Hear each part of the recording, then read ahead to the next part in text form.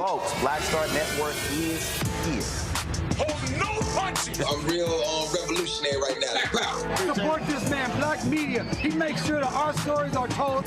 Thank you for being the voice of Black America, Roland. Stay black. I love y'all. All momentum we have now, we have to keep this going. The video looks phenomenal. See, there's a difference between Black Star Network and Black-owned media and something like CNN. You can't be Black-owned media and be scared. It's time to be smart. Bring your eyeballs home. You dig?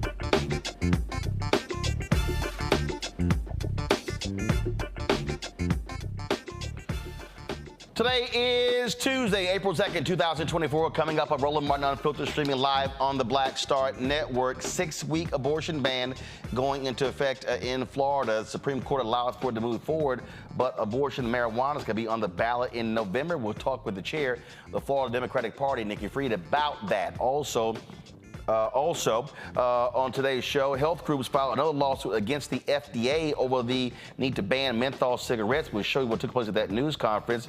The last two survivors of the Tulsa Race Massacre, folks, continue to fight. Oral arguments took place today in the Oklahoma Supreme Court.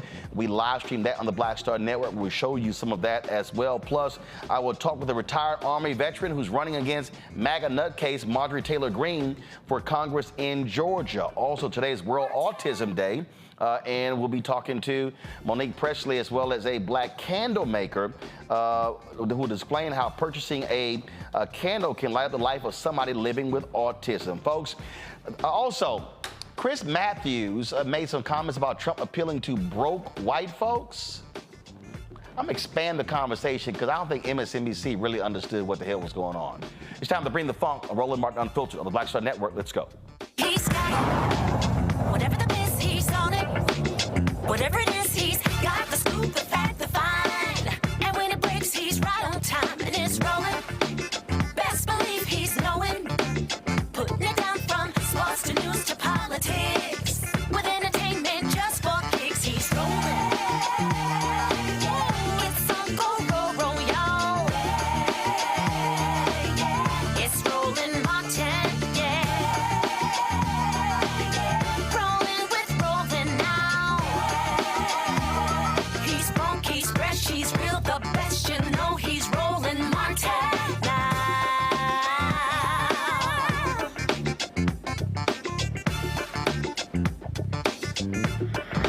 Martin.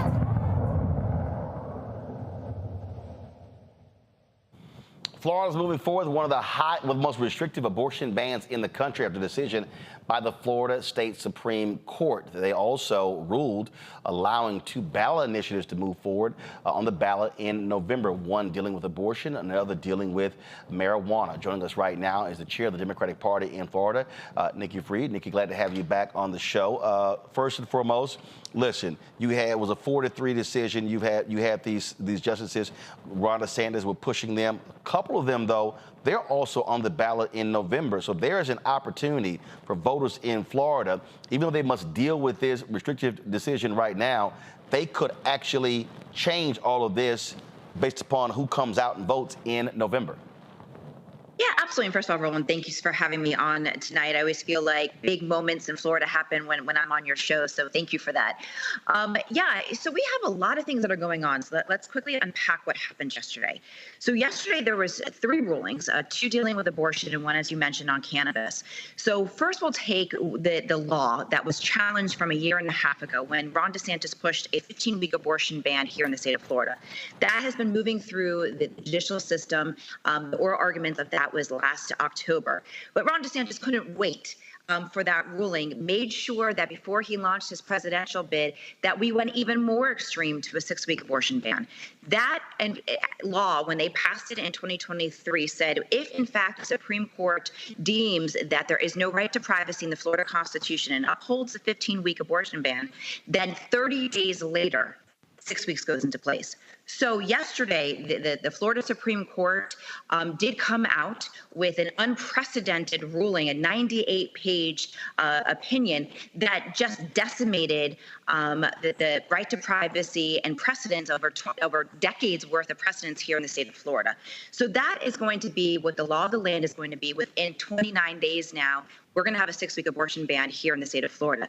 In the same breath, they also, in a 4-3 decision, gave the green light to a citizens initiative to make sure that we are putting back into the Florida Constitution that right to privacy, but really more so putting in the Constitution the parameters that we saw under Roe, which is viability here in the state of Florida.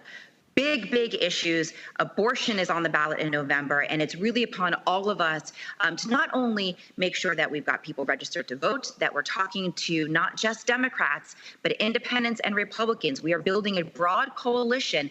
That is what is going to be necessary to protect a woman's right to choose, but also making sure that the individuals who push these initiatives, Republican legislators, Rick Scott, Donald Trump, don't see the light of day after November. You have, of course, significant momentum. What I mean by that is we saw what happened in Kansas. We saw what happened in Ohio, where a woman's reproductive rights was on the ballot. Those measures passed. Republicans are scared to death because they've been losing every single place this has been going on. Now, voting for that is totally different than voting for candidates. But do you believe that as a result of these 2 measures, the reproductive rights being on the ballot, this initiative, as well as the issue of marijuana, that is going to provide a significant boost of your efforts in terms of trying to rebuild this party to be competitive and win in Florida? Yeah, I think for a couple of reasons. One, to your point, we have seen a lot of momentum here in the state of Florida since I became chair last year. I was actually on your show again last year when we flipped a huge mayor's race in Jacksonville and Duval County, which has historically, while numbers are blue, we have historically lost those in countywide elections. And then flipping a seat this past year, the first time that we flipped a state house seat since 2018. So the momentum is on our side because Floridians are frustrated. They're frustrated with this suppression that has been put on us, whether it is voting rights, whether it is reproductive health care, it's banning of books, it's seeing inflation being 3 times that of the national average. It's whitewashing history by telling, that slavery, there was a benefit to it. All of these things are adding up, and now adding to that cannabis and abortion on the ballot. people are frustrated, and they're going to find a correlation between these issues and the Republicans who have been voting on these issues, such like the Republican legislature in both the House and the Senate, Republicans in Washington, D.C. that are already talking about a national abortion ban. Rick Scott, who said that he would have signed a 6-week abortion ban if, in fact, he was still governor of the state. All of these things add up to going to be a tsunami here in the state of Florida for Democrats that are on the ballot this year. When we talk about statewide initiatives, Amendment 4 passed. That was the last major initiative. Then, of course, Republicans were not happy with that, and so they then went and made modifications to the law, making it very difficult for folks to actually register to vote. But running a ballot initiative also is very costly. And so you also are trying to run races as well. You've had a national Democratic Party that, frankly, in the last 2 election cycles has not funded Florida. Florida used to be a major battleground state, major resources put into it. Democrats have pretty much written the state off in the last 2 elections. What are you saying to national Democrats, the DNC, the DGA? What are you saying to all of these different institutions, DCCC, but also these PACs, individual donors as well, about what is required for an investment in Florida if they actually want to compete and win? And that's the exact conversations I've been having for the last year and a half. I've been saying we are living through a moment here in the state of Florida that you have watched DeSantis, who had a failed presidential bid, but spent the first 4 years of his administration, or last 4 years, really pushing this agenda and putting us to even more extreme than the MAGA extremism. And so while you have all these things going on in our state, as we just discussed, book banning, property insurance is not only the highest in the nation, but you've seen almost 400% increases on people's property insurance rates. You're just seeing these high numbers of cost of living. We're now the most unaffordable state in the nation. All of these things that are happening, that we are building these coalitions of independents that are breaking significantly towards Democrats for the last year and a half here in the state of Florida. So the message that I've been having to a lot of our partners is don't, first of all, count Florida out. Florida is worth fighting for. And if you're going to fight against the extremism in the entire country, and this MAGA extremism, you have to go to the belly of the beast, which is here in the state of Florida. At one point, we had 3 Florida men that were running for president of the United States. The extremism is coming from Florida. And if you're going to fight back with the rest of the nation, you got to expand the Florida map. Donald Trump cannot win the presidency without Florida. Democrats can win it without Florida, but enabling us to expand the map is essential. And let's talk about Rick Scott. Rick Scott has won each of his 3 statewide races by less than 1%. He is a fraudster. He is wrong on every single issue. He has a very low favorability here in the state. The last poll that I saw is 53% of Floridians want him gone. And so with all of those things going on, with not great U.S. Senate maps, Florida has to be on the map, one, to make sure that we control the Congress and get Hakeem Jeffries as the next Speaker of the House, continue to retain the Senate, and of course, making sure that Joe Biden and Kamala Harris go back to the White House. All roads continue to go to the state of Florida to get to the White House, and we're in play. And I think yesterday's decision and the momentum that we have seen over the last 24 hours continues to show that Florida's in play and that we are that battleground. I'm going to go back to reproductive rights. I mean, we just saw a race in Alabama that I think shocked a lot of people over the issue of IVF. I think that's a perfect example of how major this issue is when it comes to voters, especially women. Yeah, because this is the ultimate personal decision.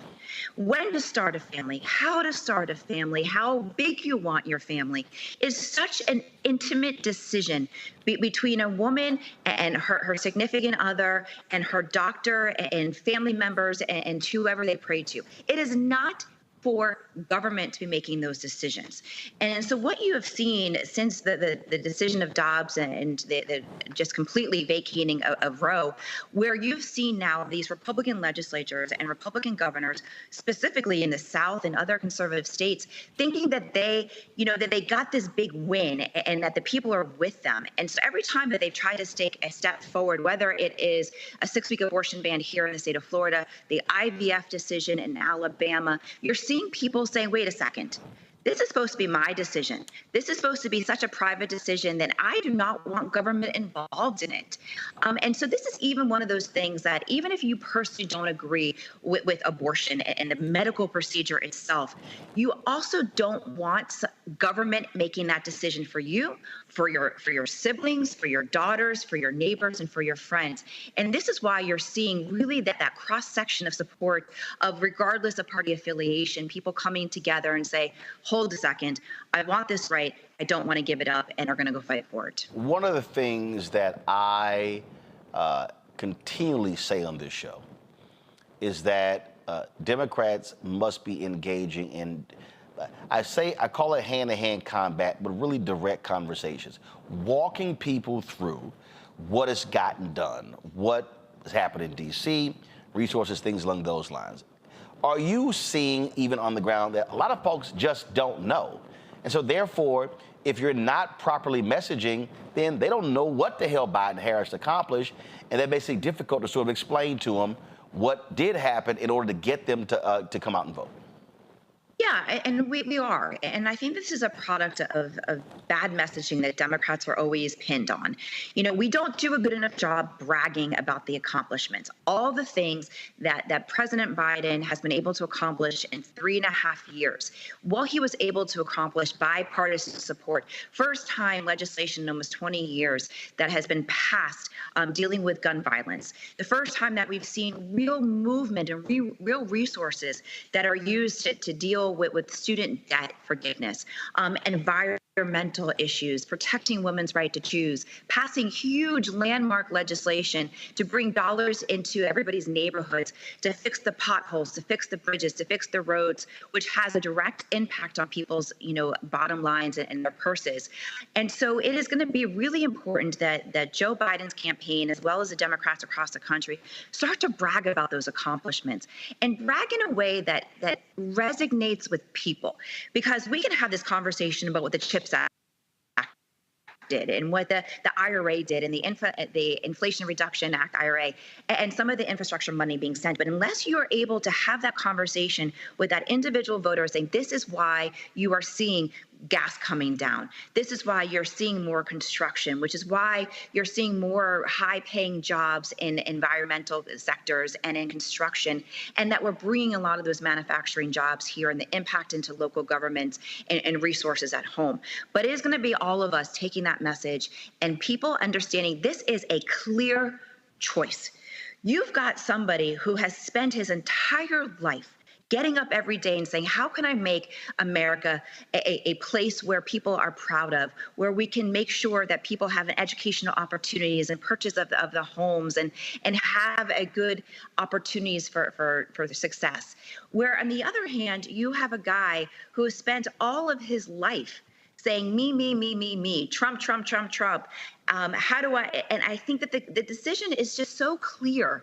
But unfortunately, the Democrats are going to have to sell it one more time to the American people. Well, absolutely. It is going to be quite a battle. I keep telling folks that. It is going to be a very close one. And what I really hope, and what I keep saying, and I just feel the reason I was late because I was doing a national radio interview, and I was saying that the thing for me is, especially for African Americans, I need our folks to understand in turning out. The reality is, I will never forget looking at that chart in the Gillum-DeSantis race. When the Tallahassee Democrat had a story, and they had a graphic that showed the top voting counties. And I think you had to go down to 11 or 12 before you got to a blue county. And Broward and Miami-Dade, both of them were under 60%. The reality is, if either one of those counties is at 65 or 68 or 70%, Gillum wins. And so that's what it boils down to. It boils down to turnout. So people who are frustrated, who are upset, I keep saying, guess what? Other side's going to vote. And so if you sit at home, that's essentially a no vote. And that's just the reality. I did have one more. Are you seeing anything regarding, let's say, Robert F. Kennedy? He could play a spoiler, very much like Ralph Nader did in 2000. Are you seeing anything like that in Florida? Any impact of his third-party candidacy? We haven't, and I think that as voters continue to wake up, getting closer to the reality that it is a Trump versus Biden campaign again, and people start understanding the existential threat of another Donald Trump presidency, that democracy as we know it will be gone. You know, the attacks on our minority communities and our immigrant communities, that they're seeing that they have to make a clear choice.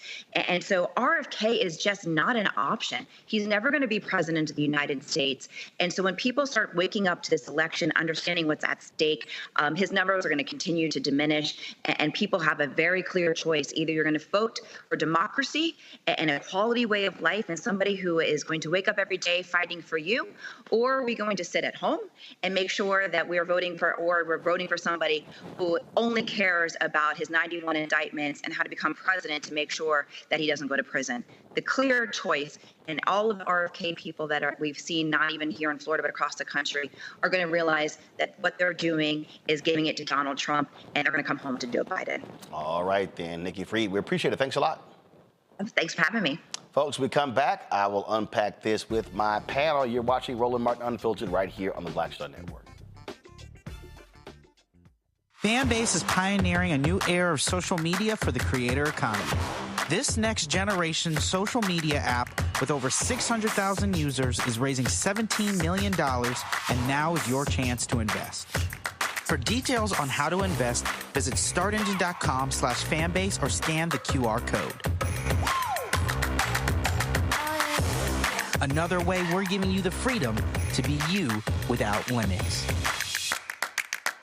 As bad as Trump was, his economy was worse, and Black America felt it the most. He cut health insurance while giving tax breaks to the wealthy and big business. He stoked racial violence, attacked voting rights, and if reelected, vowed to be a dictator and, quote, get revenge.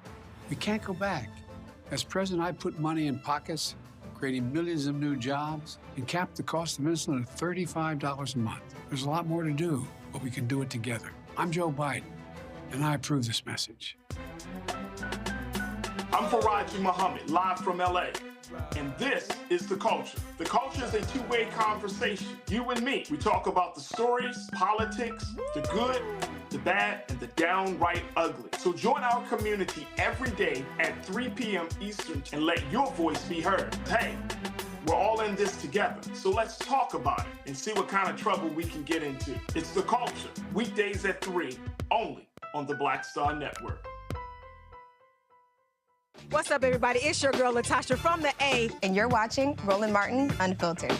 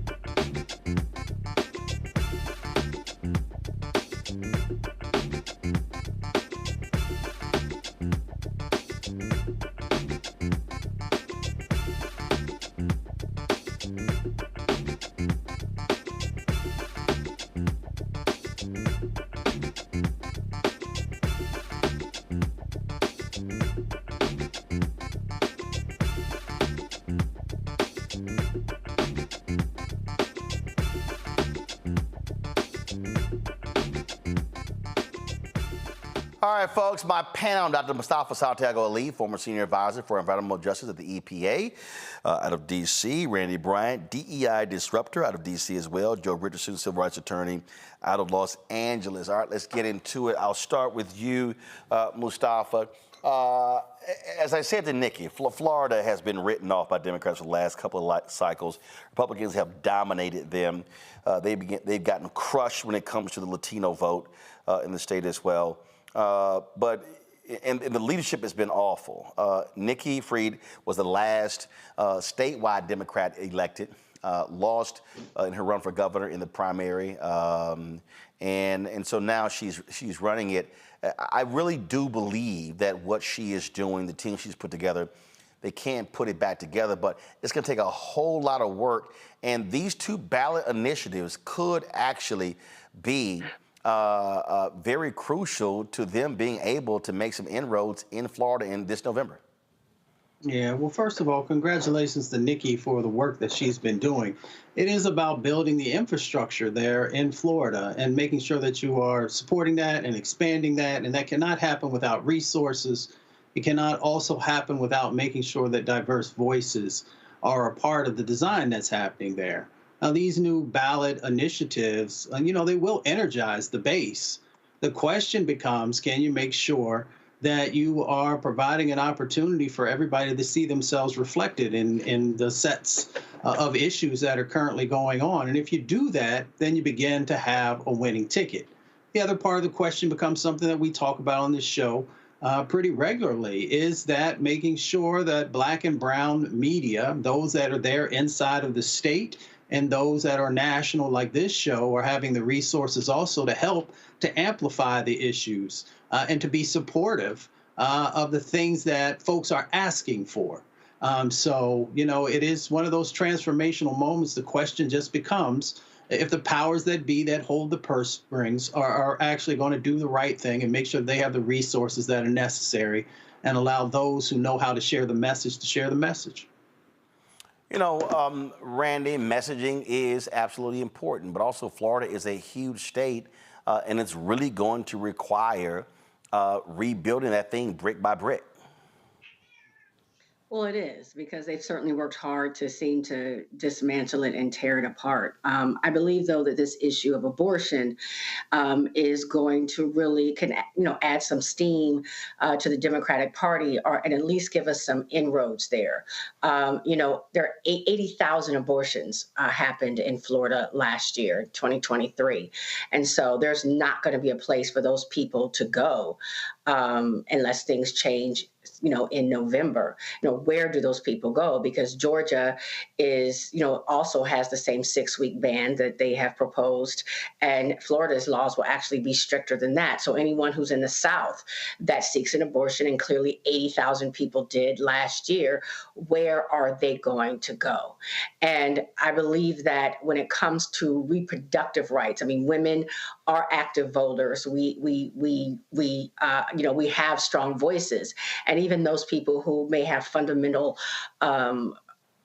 opposition to abortion, you still want people to have the choice. And so I am interested to see how this is going to pan out. I do believe this actually hurts the Republican Party.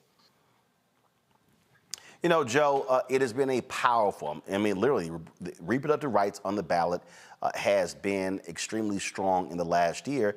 And you have Republicans like Kellyanne Conway and others who are warning the party, saying, we're losing on this.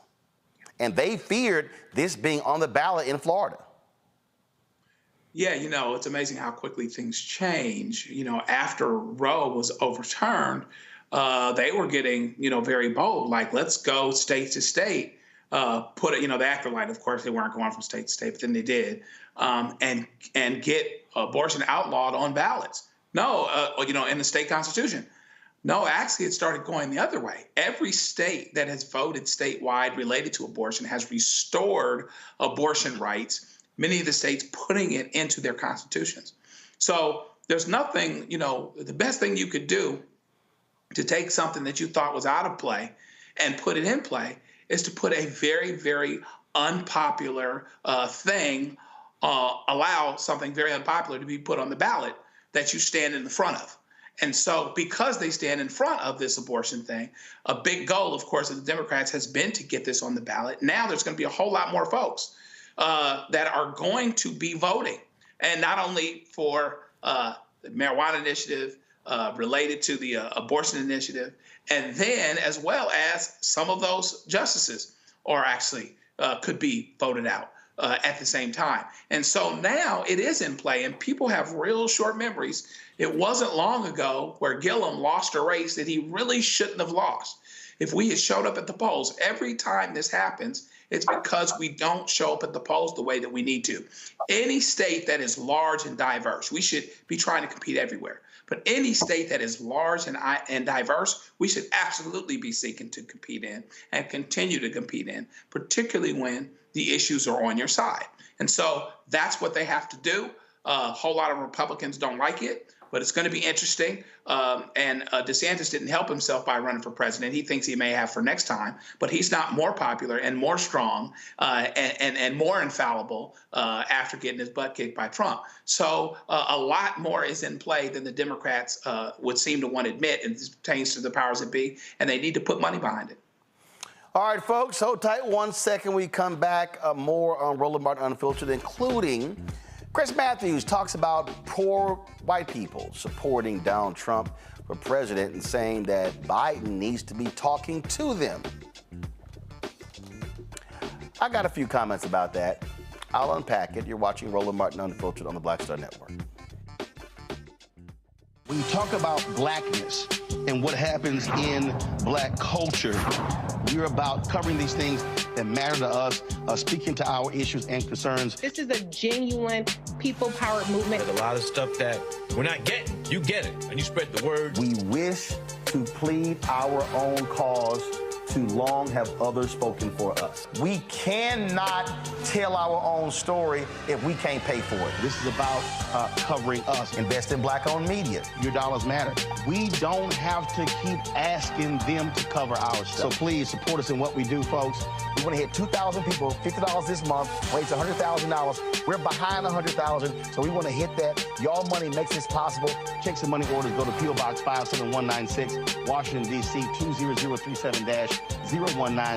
The Cash App is $RM Unfiltered. PayPal is R Martin Unfiltered. Venmo is RM Unfiltered. Zelle is Roland at RolandSMartin.com. Fanbase is pioneering a new era of social media for the creator economy.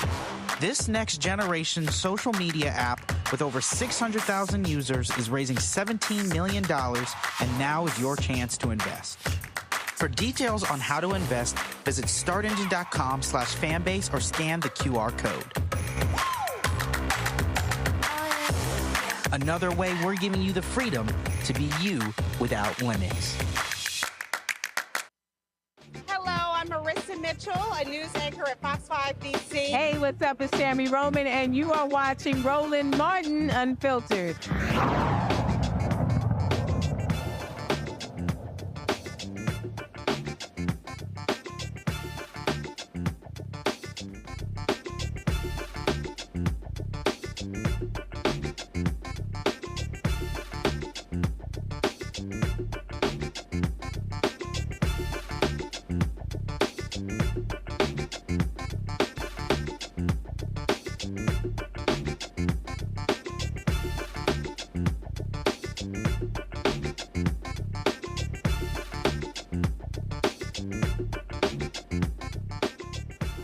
One of the craziest, dumbest people in Congress is Marjorie Taylor Greene. Ever since she got there, this MAGA nutcase has been nothing but a menace to society. That's all she has been. And of course, she won her last election against a retired vet. This time she is facing retired Brigadier General Sean Harris. And he says it's time for a representative who focus on the issues that matter the most. General Harris, glad to have you on Roland Martin Unfiltered. When did you make the decision to run against Marjorie Taylor Greene? Roland, first of all, I just want to say thank you for having me on your show. To get right at your question, when did I make the decision? Roland, I just finished doing about 40 years in the military, retired, came home back here to Georgia, and we started our cattle farm. And right out here on this farm, as I look out the window, it was Republicans that came over here as I was putting up a fence and actually asked me to continue to serve. And it was Republicans that actually asked me to run. And I told them, I'll think about it. And then I told them, guys, I'm actually a Democrat. And then they said, you know what, Sean, we still going to support you. And that's when I knew then that this Northwest Georgia was prepared to get somebody else into Congress and get Marjorie Taylor Greene out of there. This is, she won convincingly. This is a red district. This is a MAGA district. How are you going to beat her? Well, I tell you, I'm glad you asked that question. It is simple. One, we're doing right now, we're making sure that we go to every zip code in the district and we're talking to everyone. We're not overlooking anyone. That's we're making sure that all the Democrats are motivated, registered, and ready to come out and vote. We're talking to all the independents in the district, and it's a significant bunch of those. And then in addition to that, like I already mentioned earlier, Republicans have actually started to come to me and said, hey, Sean, we still going to vote for Donald Trump. However, we are embarrassed by Marjorie Taylor Greene. We're going to support you as a farmer, as a cattleman. I have Republicans that are saying, please let us put your sign up in our pastures. And you'll start seeing that crisscrossing the entire Northwest Georgia, where we're getting everybody out to vote. So that's how we're going to get at it right now. Explain to us, how does the district look? What are the demographics? What is the district made of? Well, I tell you, and thank you for that question, is the district, for all practical purposes, is roughly about 10 to 12% when it comes to African Americans. The district, as you know, here in Georgia, all of the districts the lines were redrawn. In my particular case, I'm actually very lucky. And what I mean by being very lucky, that when the Republicans redrew the lines, they took Gordon County away from us and actually gave us a third of Cobb County. So now when you actually look at our district, it is still ruby red. However, as we move down to Paulding County and we move into Cobb County, we get more Democrats and more African Americans. So that's where we plan to run the numbers up. But again, like I said, we're going all over the North Georgia and talking to everyone. Obviously, you got to raise money. What's your target goal? Right now, I would tell you, I had a great conversation with Marcus. As a military guy, that's what you're supposed to do. You're supposed to go talk to the last person that did it. And Marcus did an outstanding job. And in that conversation, he raised a lot of money. Yeah, Marcus raised a lot of money. And what we're doing, Roland, we're not doing it the same way Marcus raised that money, but we are raising money not only in the district, not only in Georgia, but throughout the entire United States. And in order to beat Marjorie Taylor Greene, I have to raise a whole lot of money so that we can actually fight her on all fronts. So one of the things I always say when I'm out there talking is, hey, please go to my website, that's Sean Harris for Georgia, and actually give to our cause, because it's going to take a whole lot of money to beat Marjorie Taylor Greene. But what I'm happy to say is across the board right now, we got over 100,000 people following us on all our social media platforms. So we're building an army, and those people are donating every day, and more and more people are donating to the cause to help us get Marjorie out of here. So even though he raised $15.6 million, lost by 31 points, you think with the change in the lines that this is going to make this district a lot more competitive? Yes. And yes, he raised a whole lot of money. But what Marcus would tell you, he raised that money, but he never had the money at the right time to make it work for his benefit. The other piece that I would tell you is Marcus and I are both veterans, taking nothing away from Marcus. However, as a senior officer that just retired from the military, more Republicans are actually reading my profile and liking what they see. And that is the major difference, is that I have the ability not only to get Democrats and independents out, but I have the ability to pull Republicans over. And that's what we're going to have to do to win this district. Questions from my panel. Randy, you're first. I'm just so happy to see that you are challenging this despicable person. Randy, how you doing? We went to school at Tuskegee together.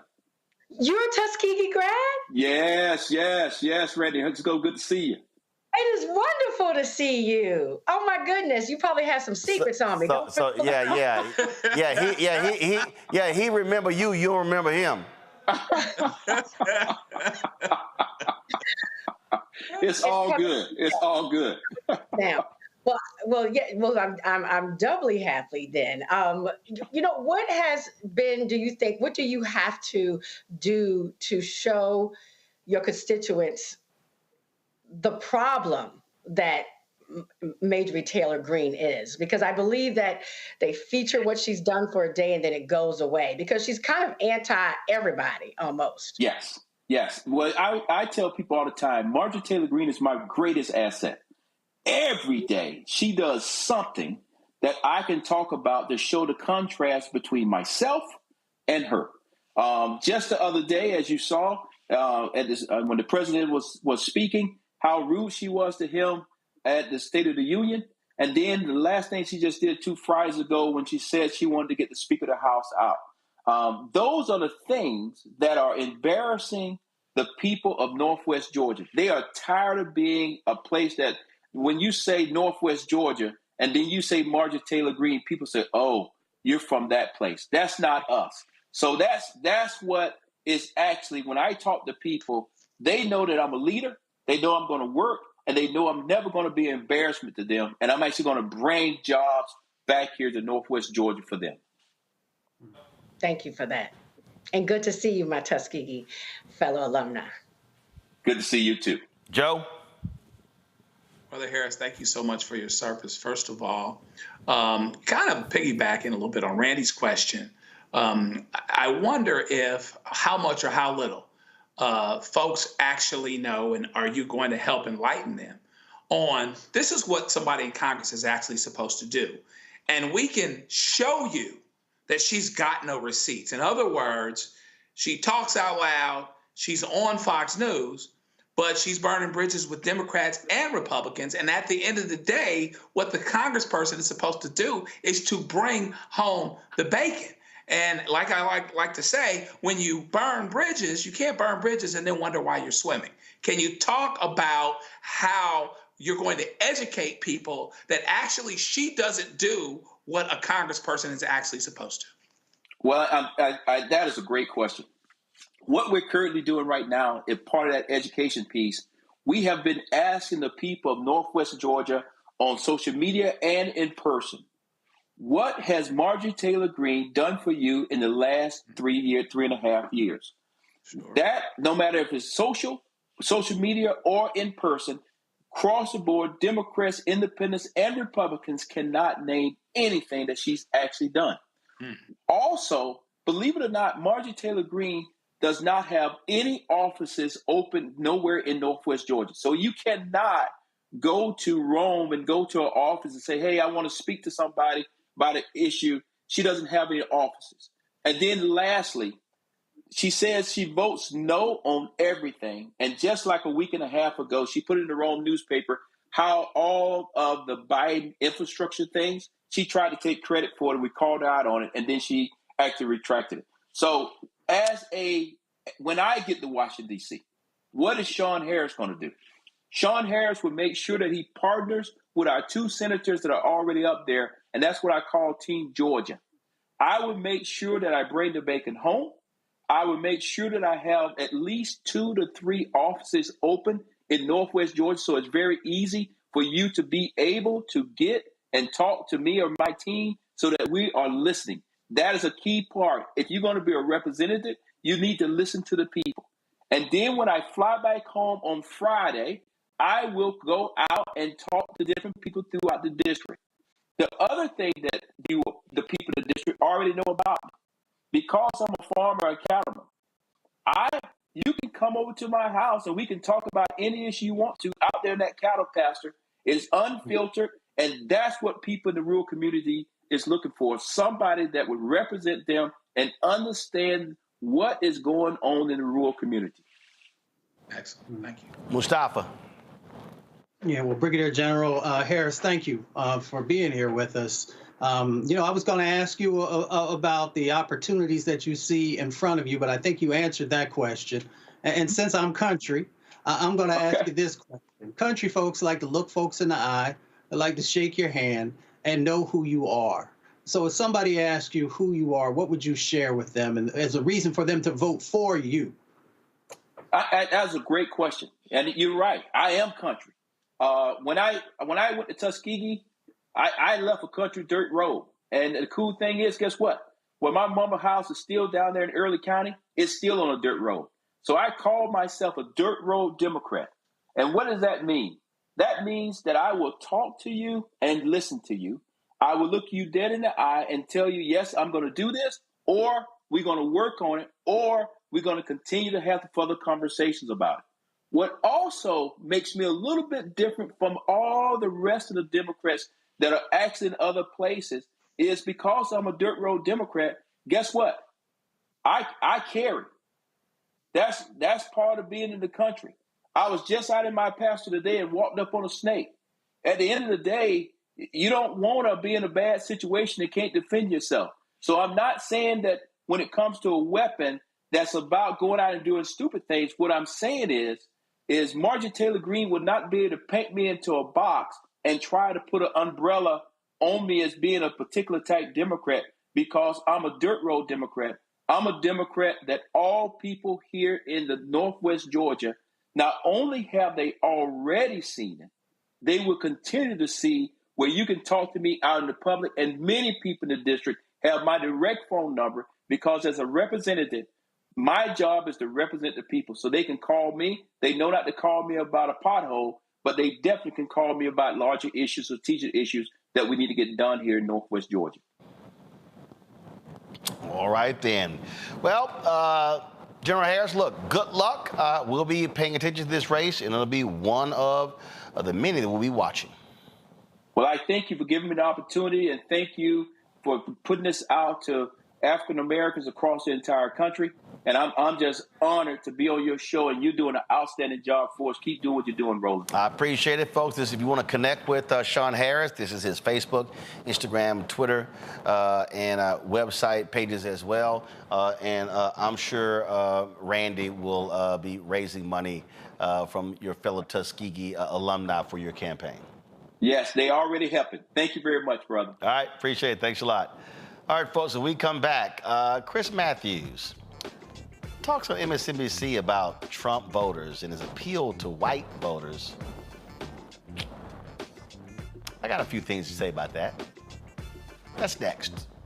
Roland Martin Unfiltered on the Black Star Network. Support us in what we do. Join the Bring the Funk fan club. Send your check and money order. P.O. Box 57196, Washington, D.C. 20037-0196. Cash App, $RM Unfiltered. PayPal are Martin Unfiltered. Venmo is RM Unfiltered. Zelle, Roland at RolandSMartin.com. Roland at RolandMartinUnfiltered.com. We'll be right back.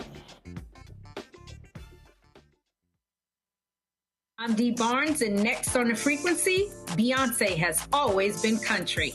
We're talking to music, pop culture, and politics writer Taylor Crumpton about her new article on Beyonce's new country songs and how country music has always been part of Black culture. Since the release of Texas Hold'em and 16 Carriages, there has been a definition of what Black country music is and a definition of what white country music is. White country music historically has always won the awards, have always got the certifications.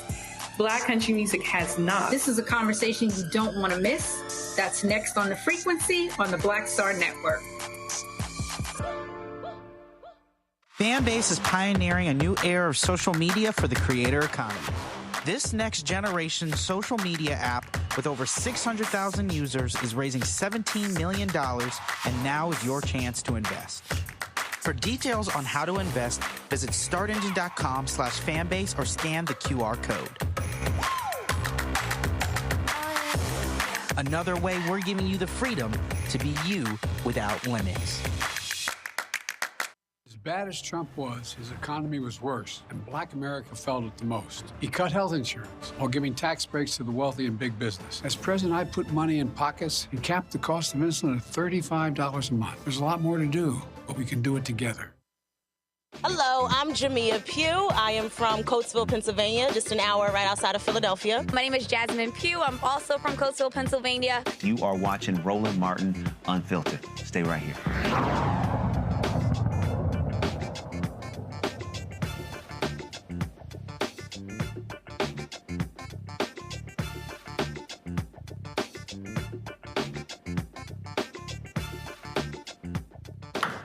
You've heard me talk on many occasions the reality of white voters in this country, how broke white folks are fully supportive of Donald Trump. It really makes no sense whatsoever. And yesterday, the topic came up on MSNBC, where former host Chris Matthews raised the issue when they were talking about how these white folks, especially evangelicals, are treating Donald Trump like he is God. Watch this. When I was up there in New Hampshire, my 10th primary up there, I saw a lot of really poor people waiting in line for 2 hours to see Donald Trump. Really poor people, white people in most cases. And I said, what's going on here? And I don't know if these are the crosstabs relate or why it relates, but they really want this guy to be their president again. And then I saw the Florida Atlantic University poll that came out in March. And it pointed out that the only economic group in the country that likes Trump is under 50,000 a year, not 50 to 100, not above 100, only people below 50,000. I can't put it all together. But maybe people are hard up. People have a grievance against society because society has been tough on them. White, Hispanic, black, all kinds of people below 50,000 a year are for Trump. Somebody's got to get that into their heads that that's what's going on here. And somebody's got to start thinking about why Trump is appealing to those people who are hard up. And people like in the White House, like Ricchetti and Mike Donlin and Anita Dunn, somebody in that big, smart group of anonymous people have got to start thinking about who they're up against. Trump has been able to wire himself into people of basic needs who live out there are not rich. They're not all going to Florida to get the tax break. They're not like that crowd, although that crowd really is out there, too. That crowd's going to benefit from these poor people. The people looking to get a tax break from Trump, they're going to benefit from that. The people below in the lower economic groups, they're just going to get left out. And it's so clear. So Democrats have got to get to the people they've always rooted for, the people at the bottom, the people with true grievance. They've always said we're for those people. They got to start rooting for them somehow, obviously, and that means Biden has got to start talking to them. And it's not happening yet. Trump's talking to them. As somebody once said of FDR, I didn't know him, but he knew me. Trump knows those people. When he was up there in New Hampshire, I heard him say something. My people have figured out that I should come to this area, Laconia, because there's a lot of poor people. And he said, it's the way he did. Remember back in 2016 when he beat Hillary, he went to Erie and he went to Wilkesboro, to Luzerne County. He knew where Hillary was stuck down in Philly. He knew where he was going. I think people like David Urban, who was running his campaign last time, they know where to advance him. They're going to go out there and advance him to the right places. And I tell you, it's fascinating. I don't know if the Democrats have really thought through this campaign and what they're up against. This guy's calling himself God. God. Yeah. Thou shalt not have strange God. Yeah. And if he can get away with that, then he is truly a cult. And people got to be thought through it with them. Somebody's got to start talking to people and saying to them, this guy is not for real as a secular leader. He's not Jesus. Now, on another day, they had a similar conversation, and Matthew said this. First white people in the world. I mean, they're on their rags on their backs. They look like East Germans coming out of the East Berlin back in the 80s. They were waiting for Trump for 2 hours, and they believe everything he says. And they had this notion that the family, the flag, the country, this really big primitive notion of what they care about, the religion, everything. He's tying into that. He's saying, I'm your savior. I'm taking the bullet for you. But twisted it. And he says, I'm saving you guys. Faith and country and family.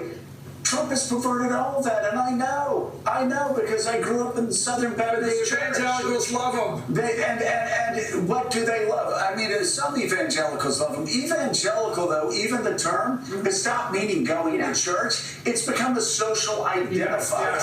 It's a social identifier where I support authoritarian forms of government, I support using anti-democratic approaches to get what I want. It has nothing to do with Christian nationalism. Is that what that is? Yes. Christian nationalism is you pick 3 or 4 issues, and maybe it's trans reading library books, maybe it's guns. Well, it is guns, which is the most bizarre thing. It's guns, it's abortion, it's LGBTQ, it's immigration, right? Which let me just tell you, I mean, yeah, that sure lines up. Like hating all immigrants sure lines up with what Ronald Reagan or what Jesus said when he was talking about the Good Samaritan. I mean, none of this makes sense. George Sloan, the embassy to yes. New Hampshire. All right, so allow me to unpack. What the conversation failed to do was to really unpack that and walk through that and get people to understand really what's at play, okay?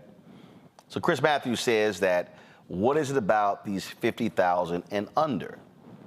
Who does Trump lose in the biggest? College-educated people. What's his group? Non-college educated people. So he's purposely playing on people who are not as smart as others. Now, let me be perfectly clear. I'm not saying all those with college degrees are smarter than those without, but it's also discerning the lies from the truth. And so what Donald Trump does very well is he lies. He paints this broad picture. He says, oh, I'm fighting for you, I'm standing with you. But all of those broke white folks Chris Matthews talking about, they couldn't even walk through the lobby of one of his hotels. But see, he presents this whole notion of the plane, the excess, and so they're like, I could have that life. I could have that life. But you can't. You can't have that life. And you're not going to have that life. Because he says this one thing, but he does something else. So he's fighting against China, tariffs. Oh, I'm making them pay. It's not how tariffs works. You actually pay more. In fact, he's saying, re-elect me, and I'm going to impose more tariffs on China. And you know what's then going to happen? What's then going to happen is it's going to cost more for Americans to buy goods. Those are facts. Now, those folks who are believing that, they don't understand that. They look at you like you're crazy, like, what are you talking about? It's not going to cost me more money. Because Trump said it's going to save us money. They believe the lie. And so he feasts on that. He feasts on ignorance. And he weaponizes ignorance. So when you look at his tax cut did not help any of those broke white people or the broke Latinos or the broke black folks who are listening to Donald Trump. It didn't, because they're not in that income bracket. He bragged in front of a bunch of rich people at Mar-a-Lago. I made y'all a lot of money, and I'm gonna do it again. Because that's who he cares about. So the Republican Party has created this notion that we're for the little man.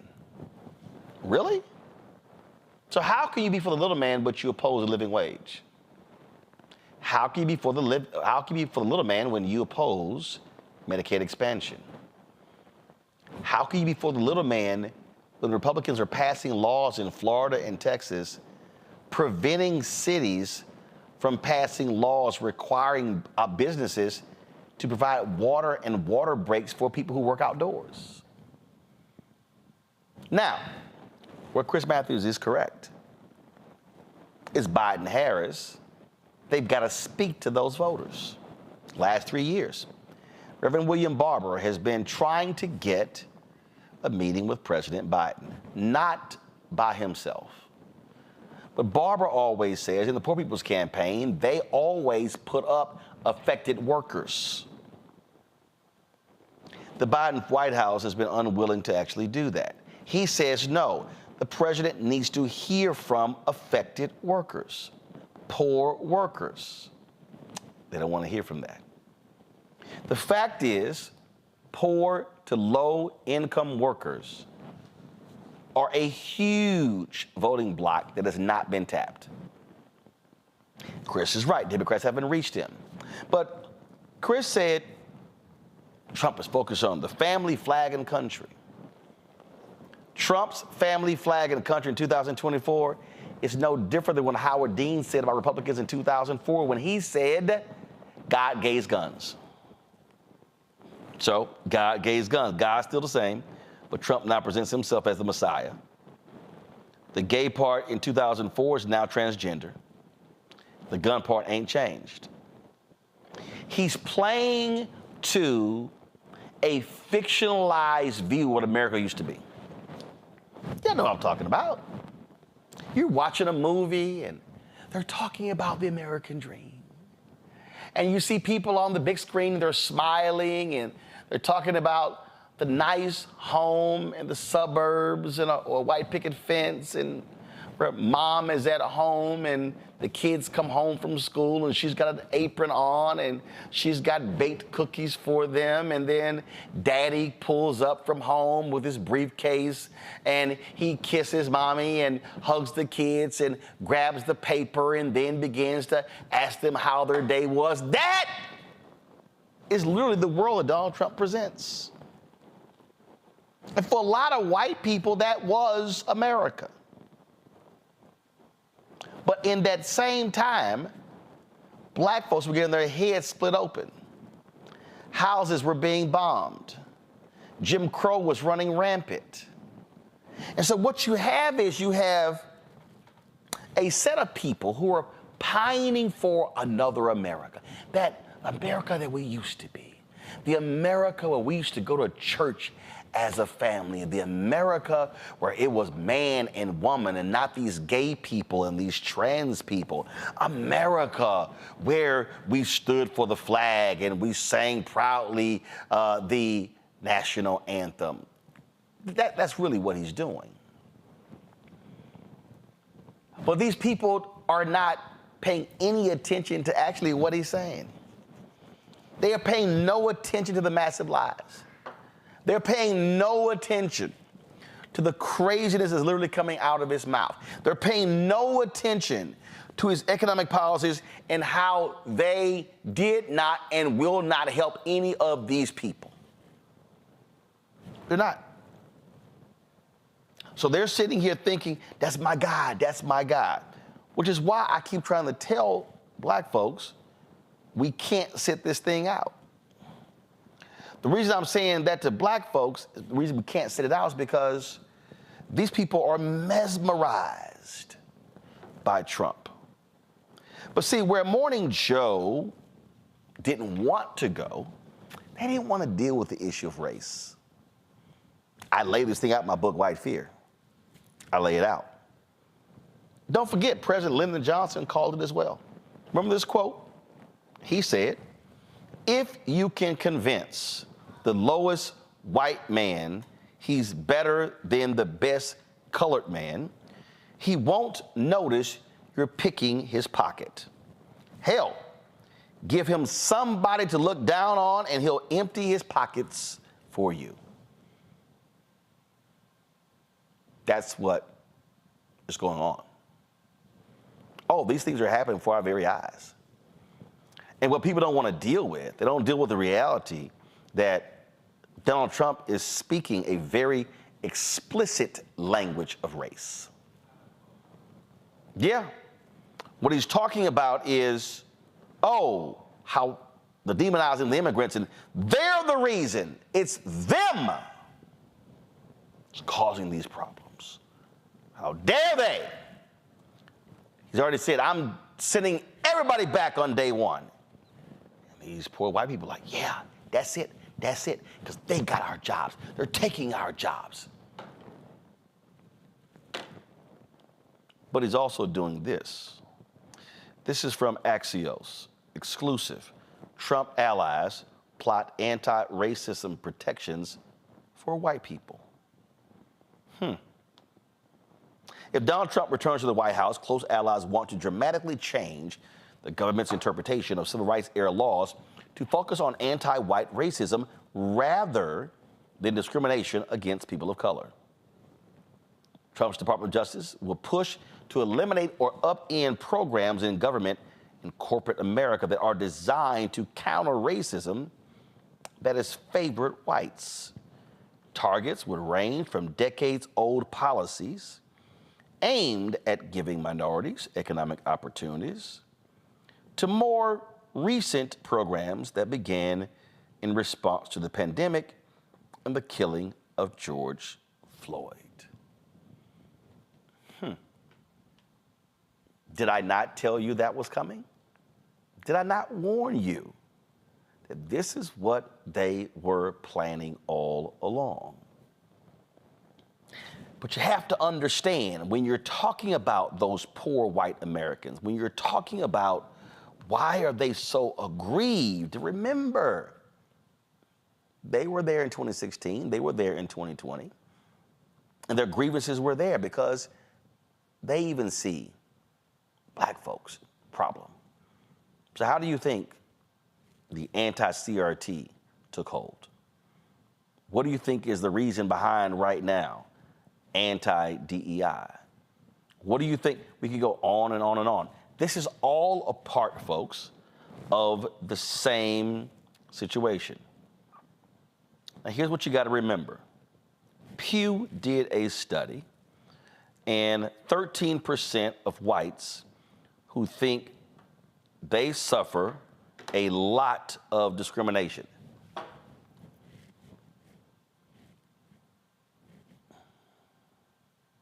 %. Now, let me set this up for you.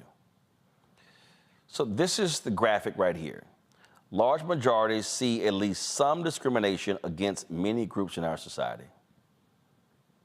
Muslims, Jews, Arab people, black people, Hispanics, Asian people, evangelical Christians. Those last two right there, those are Trump voters.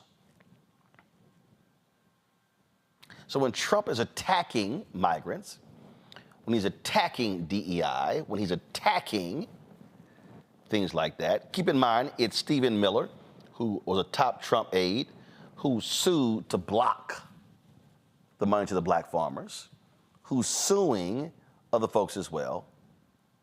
This is also about race. It's about race. It's about how can you reach that individual, reach that poor white person, and get them to buy into your vision and get them to see that you are the one who could change this. You are the one who can be the difference. So therefore, elect you. And oh, that demon Joe Biden, that demon Kamala Harris. Oh no, those people, they are the reasons. They are the ones. They are the fundamental problem. So therefore, it must be me. But see, this is where Morning Joe also completely missed the mark, because they did not talk about history. They did not talk about, in the history of America, every period where you've had black success has been followed by white backlash. They didn't talk about that. They didn't talk about what we keep seeing happening in this country when it comes to whites and how they respond. But see, what a lot of people don't realize is that you can take this thing all the way back to post-slavery. You can take it all the way back to when plantation owners, they were the ones who said, whoa, hold up. We can't have these poor white people and these freed slaves of African descent joining together.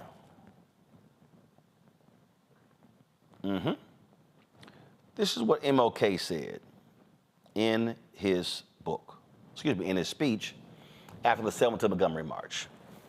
He said, our whole campaign in Alabama has been centered around the right to vote and focusing the attention of the nation and the world today on the flagrant denial of the right to vote. We're exposing the very origin, the root cause of racial segregation in the Southland. Racial segregation as a way of life did not come about as a natural result of hatred between the races immediately after the Civil War. There were no laws segregating the races then, and as the noted historian C. Van Woodward in his book, The Strange Career of Jim Crow, clearly points out, the segregation of the races was really a political stratagem employed by the emerging bourbon interest in the South to keep the Southern masses divided and Southern labor the cheapest in the land. Y'all see right there? Southern labor the cheapest in the land. You see, it was a simple thing to keep the poor white masses working for near starvation wages in the years that followed the Civil War. Why? If the poor white plantation or mill worker became dissatisfied with his low wages, the plantation or mill owner would merely threaten to fire him and hire former Negro slaves and pay him even less. Thus, the Southern wage level was kept almost unbearably low. Now, let me stop right there. You have poor whites, family flag country. Trump's my guy. But he opposes unions. He opposes living wages. Now, I need to, wait a minute. Y'all broke. So let me just be real clear, okay? You're broke. You got awful health care. You got awful education. So you're supportive of the people who want to gut public education with vouchers. And those are actual scam programs. They're not meant to help the least of those. They're meant to help folk who are already sending their kids to private school who have the means to, but need several more $1,000 to get it done. They're opposing health care. Trump wants to kill the Affordable Care Act. So if you poor and white, what's the one law that has actually helped your health care? The Affordable Care Act. And then wages. So King says this. Toward the end of the Reconstruction era, something very significant happened. This is what was known as the populist movement. The leaders of this movement began awakening the poor white masses and the former Negro slaves to the fact that they were being fleeced by the emerging bourbon interest. Not only that, but they began uniting the Negro and white masses into a voting bloc that threatened to drive the bourbon interest from the command post of political power in the South. To meet this threat, the Southern aristocracy began immediately to engineer this development of a segregated society. I want you to follow me through here because this is very important to see the roots of racism and the denial of the right to vote. Watch this. Through their control of mass media, they revised the doctrine of white supremacy. The use of mass media.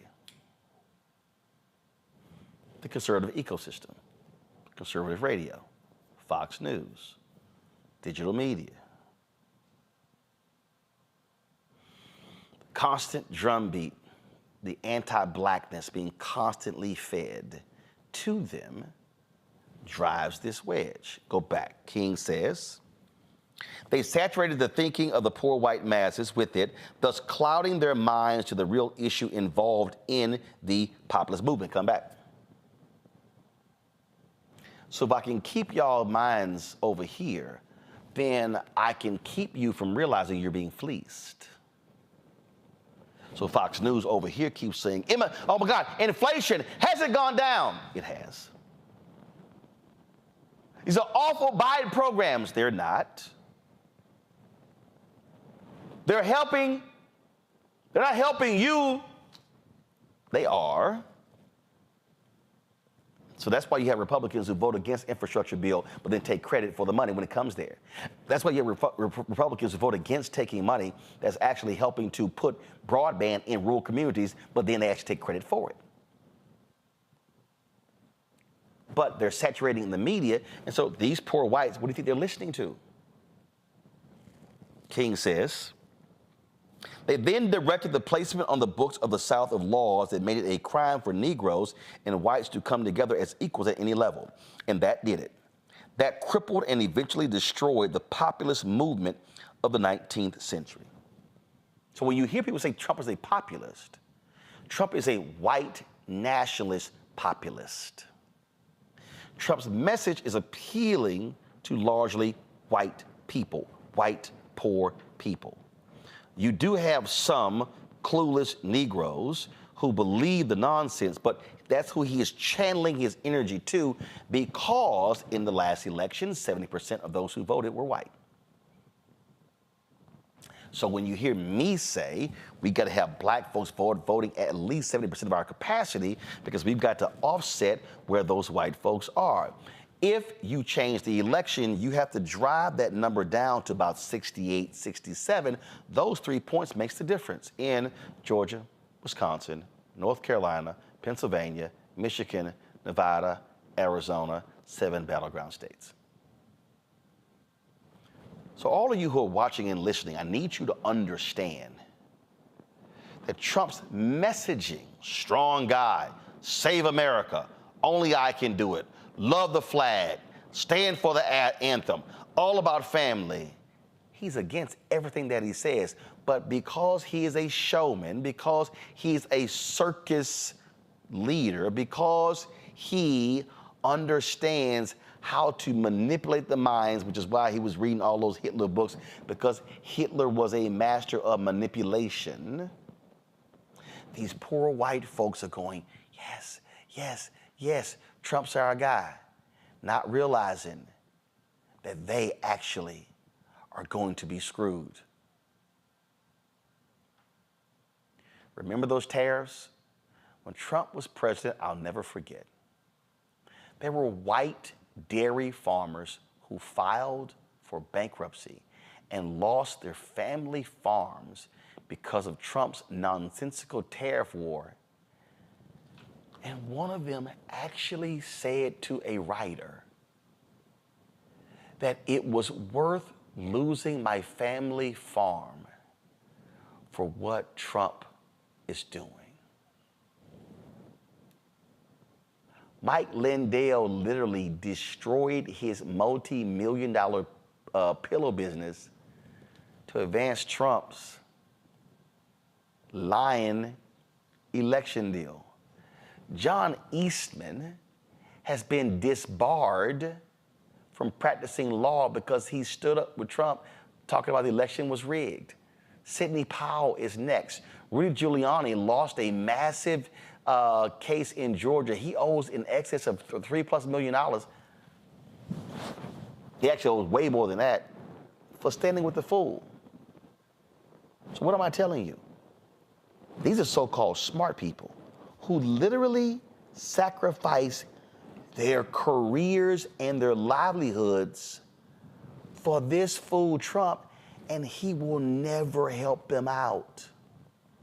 So poor white people and confused black people and confused Latino people, let me make it clear. This man doesn't give a damn about you. He doesn't like you. He doesn't respect you. And he will do nothing for you other than sell you a pipe dream and hope you run with it while he laughs all the way to the bank. Joe, you first. You know, this is divide and conquer 101. It's always been this way. How do you stay in charge when the people that you're in charge of have much more in common with each other than they do with you? The way that you do that is by dividing and conquering, whether it was, you know, back in the day, the field Negroes and the house Negroes, or whether it was white folks of simple means, along with immigrants and other people of simple means. You can let that white cat know, well, you know, you're not the richest, but hey, you know, at least you're white and therefore superior. Our brother Ozzie Davis talked about this in Jungle Fever, actually. And so you continue to do that. So Trump's not doing a new thing, okay? He's certainly elevating it for sure, but he's not doing a new thing. It's been happening since the very, very beginning. This is why people that have nothing to do and very little in common with regular people continue to be in charge of states that are diverse, people of modest means. Most people are people of modest means, and it amazes me to no end what anyone with any type of dependence on any form of government support or government program at all would be doing voting for Donald Trump, because their stuff is going to go away.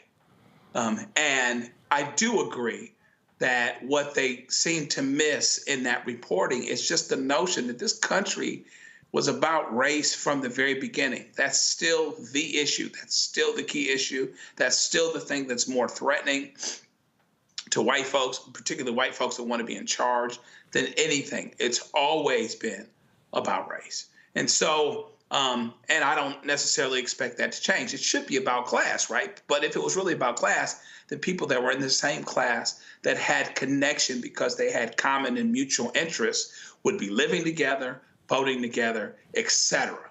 And so as long as that's not happening, the Donald Trumps of the world can continue to win, because they can actually look at him and overlook this whole mountain that represents their enlightened self-interest, what should be their enlightened self-interest. Here's what I need. I need health care. Here's what I need. I should unionize so that I can't just lose my job after 20 years because they want to cut me away. Here's what I need. I need for my elderly person in my family to be able to have health care, et cetera, and look over that entirely, despite all of the evidence to the contrary, and look towards Trump, who's not from the city, who's from the city. He's not rural. He's not any of these things. He didn't come from modest means either. There's no connection to him but this. That's all there is. So we have to stop paying attention. People have to stop paying attention to that suggestion, but it starts off by being honest about what we really have. Sure, you can find a kernel of truth, I guess, in the Chris Matthews argument about the fact that Trump touches these folks. But you have to go back to the beginnings of this country and why we got mentioned in the Constitution as 3/5 of a person, Mustafa, and no other group. Right. Mustafa, though, you can't run from it. You must challenge every lie. You must call him out. You must say that man is not going to do anything for you, and you have to be explicit. You must say, hey, poor white people, this man doesn't give a damn about you, and let me explain to you why. So, yeah, they should be doing that. Reverend Barber talks about it all the time. Democrats, they should be organizing and mobilizing those low income and poor voters, because actually they could flip this entire election and become a blowout if they target those folks and get them to turn out by saying, I've done stuff for you and I'm gonna do more for you, and that fool won't do a damn thing for you. Yeah, without a doubt. For some reason, we're resistant or allergic in this country to say the word poor. Like, you listen to politicians talk and they never talk about poor folks. The middle class. That's what it's about. And, I grew up in Appalachia before I moved to Detroit. So folks often felt that the system had always failed them. They also always felt that nobody saw them. So Trump at least tells folks that he sees them. Now, we know he's lying.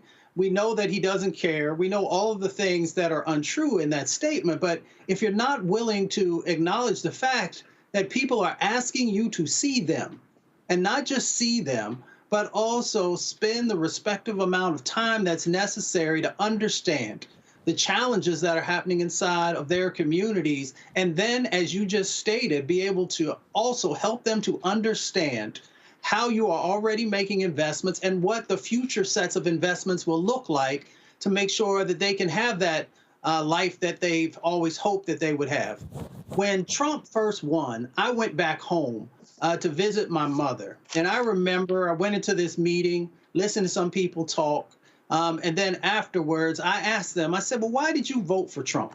And a bunch of the folks said because they could finally become a millionaire. Now, a couple people chuckled after that because some of the folks, they never even graduated high school. Some did. But when people perceive that they now have an opportunity, you have to also be able to address that perception that they have, because we know perception is a big driver. So this administration, the Biden administration, has actually put significant resources into communities across the country, has to do a better job of making sure folks, one, understand where they came from, but what does that change actually look like? And giving people something to hold on to know that if I give you my vote this time, that I will be able to, build upon the change that's happening. But folks have not done that in a very effective way. So, yes, we can talk about Trump and his lies, but you got to also talk about how do you actually help everyday hardworking folks who may be lower income to actually be able to see a better way forward. Yep. Randy. Well, Trump, to me, what is a white person's greatest currency, particularly a white person from modest means greatest currency? It is their whiteness. The reason why they are making poor decisions when it comes to logic is because they recognize, although they don't want to speak about white privilege or own that it does exist, they recognize that their greatest power, their greatest currency in life is their whiteness. So if you do have a person that is saying, I'm going to take you back to the days where whiteness means more than it is these days, he is God to them. He is the Jesus. He is the second coming, because that is, as you say so eloquently in your book, Roland, that is what they fear the most, is this changing society. And so I also believe that what the current administration needs to do is they need to talk frankly about that. While we are uncomfortable using the term poor and talking about economics, we're more afraid to talk about race and the changing demographics. And I think I would say to people, I understand that change is hard, but it's going to happen. The demographics is going to change. People are not going anywhere. Like, we're not going to disappear. They seem to think that Trump is this big Superman that's going to, change the world as it is, and it's not going to happen. So what do we need to do to ensure the future for everybody? Because this man cannot take y'all to the promised land. We're not going back to, the 1800s. It's not going to go back to, we're not going to make America great again if great again means that all minorities are somehow pushed down and white people, regardless of their socioeconomics, are elevated. So that's another, even with Dave Matthews, who's this seasoned, respected journalist, I feel like he skirts around talking about race and the power that it has on the population here, because they're not looking at them. A lot of people are not even paying attention to the actual legislation and things that have been passed and things that have happened. All they know is this man gets up and essentially says that I'm going to take us back. Yep. And that, and that's all they care about. So we really need to address that. We got to get for real and address that. And be honest, like, I know you're scared, but guess what? Ain't nobody in this country going anywhere. So how do we ensure that everyone from all socioeconomic levels can get where they're living in a way that they want to live and they have opportunities? Indeed. All right, folks. Gotta go to a break. When we come back, we'll talk National Autism Awareness. That's next on Roland Martin Unfiltered on the Black Star Network. Fanbase is pioneering a new era of social media for the creator economy. This next generation social media app with over 600,000 users is raising $17 million, and now is your chance to invest. For details on how to invest, visit startengine.com/fanbase or scan the QR code. Another way we're giving you the freedom to be you without limits. Next on The Black Table with me, Greg Carr, we look at one of the most influential and prominent Black Americans of the 20th century. His work literally changed the world. Among other things, he played a major role in creating the United Nations. He was the first African American and first person of color to win the Nobel Peace Prize. And yet today, he is hardly a household name. We're talking, of course, about Ralph J. Bunche. A new book refers to him as the absolutely indispensable man. His lifelong interest and passion in racial justice, specifically in the form of colonialism. And he saw his work as an activist and advocate for the Black community here in the United States as just the other side of the coin of his work trying to roll back European empire in Africa. Author Cal Rostiala will join us to share his incredible story. That's on the next Black Table, here on the Black Star Network. On the next, A Balanced Life with me, Dr. Jackie. People can't live with them, can't live without them. Our relationships often have more ups and downs than a boardwalk roller coaster, but it doesn't have to be that way. Trust your gut. Whenever your gut is like, this isn't healthy, this isn't right, I don't like the way that I'm being treated. This goes for males and females. Trust your gut, and then whenever that gut feeling comes, have a conversation. Knowing how to grow or when to go, a step-by-step guide on the next A Balanced Life on Black Star Network.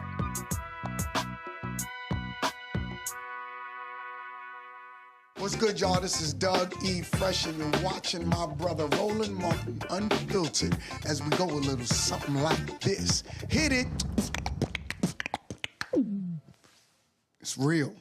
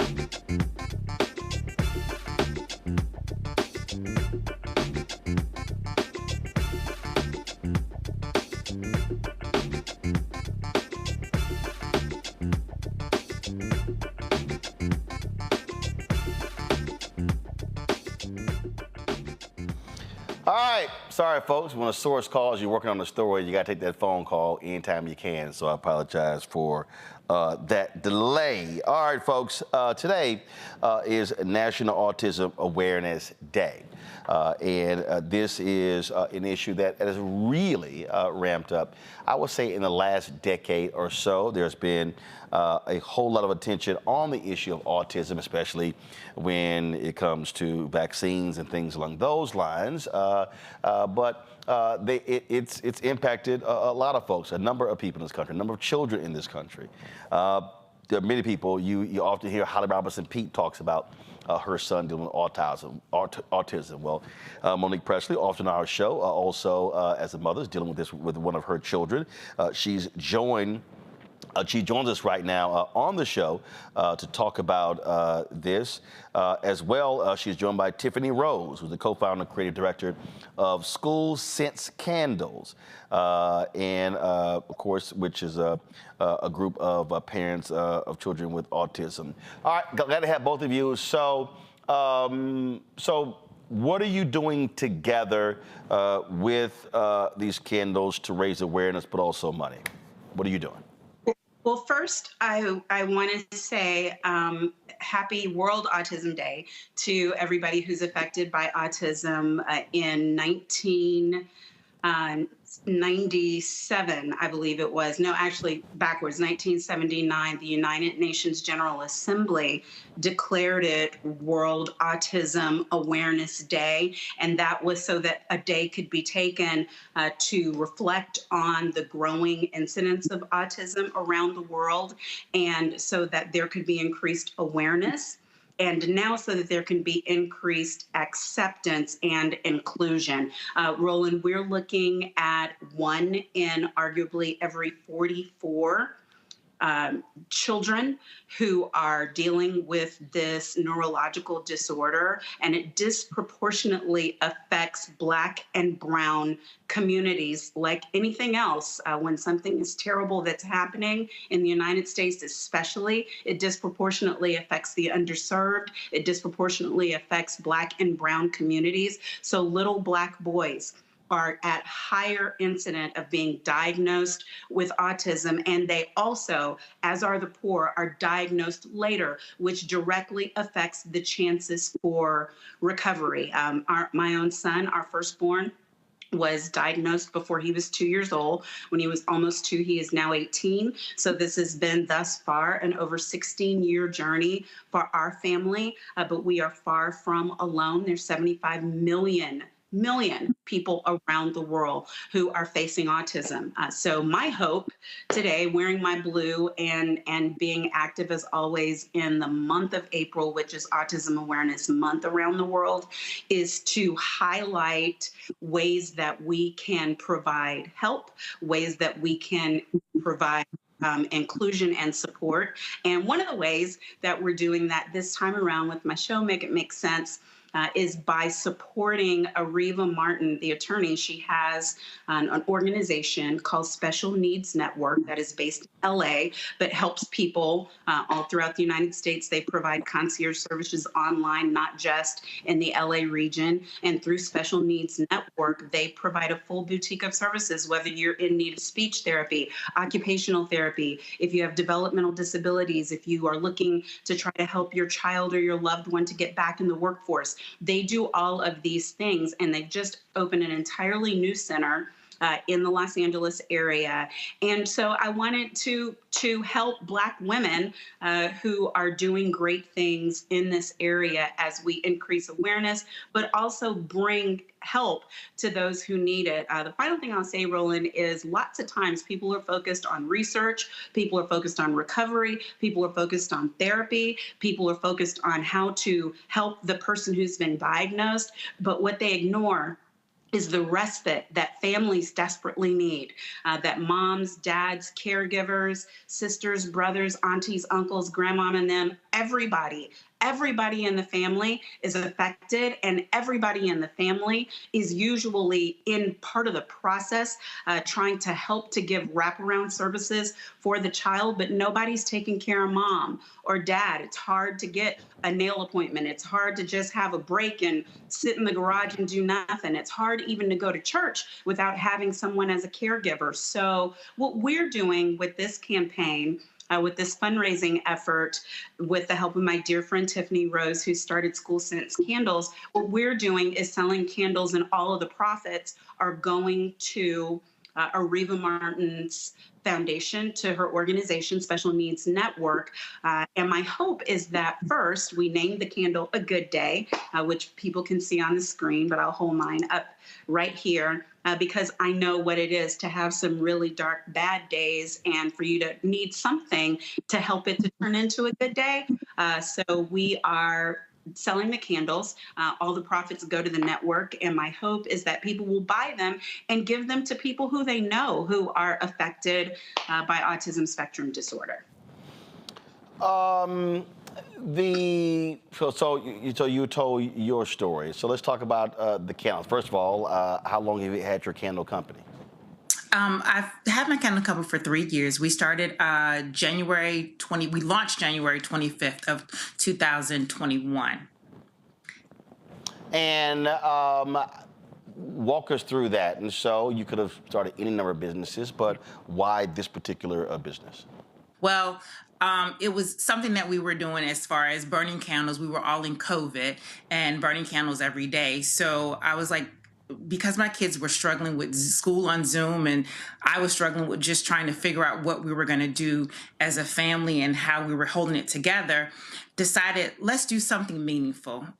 We started making candles just as a fun thing to do as a family.